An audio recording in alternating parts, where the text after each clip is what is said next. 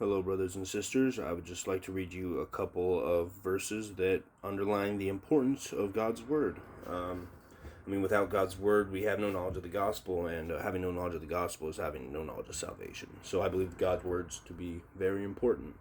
I believe He preserved His Word, and I also will show you a spot in the Bible where He promises to preserve His Word. Okay, and just a little side note: when I'm reading Jeremiah, I like to go and mark when it says "Thus saith the Lord" or "Word of the Lord."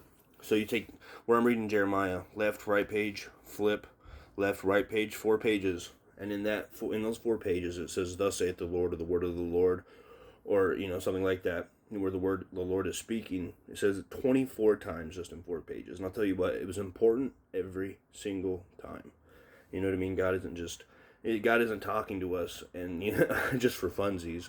When He has something to say, it's important. So yeah, I'd just like to read you something out of Psalms really quick. So the words of the Lord are pure words, as silver tried in a furnace of earth, purified 7 times. Thou shalt keep them, O Lord. Thou shalt preserve them from this generation forever. You see how it says from? When it says from, it means from and for. If you go read the New Testament, back in the day, there were people in the Bible changing the manuscripts. They were altering God's word. And that's a big problem. That's a big problem back then, and it's a big problem today. So in Psalms 12, 6 or 7, God promises to preserve His word from this generation for us. Okay, so that's a big deal.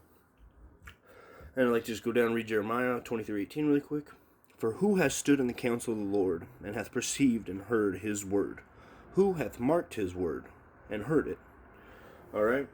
What you need to do is you need to figure out what God's word is, and then you need to read His word, and you need to mark His word, alright? I promise you, it's not a waste of time. It's good. It's really good. So, I'd just like to speak on salvation really quick before I go. Trusting in the death, burial, and resurrection of Jesus Christ, whom is God in the flesh, is the only way to get to heaven. Don't look on yourself, look on the cross. There was blood shed for you on Calvary. He was the ultimate sacrifice, okay? Godspeed, y'all.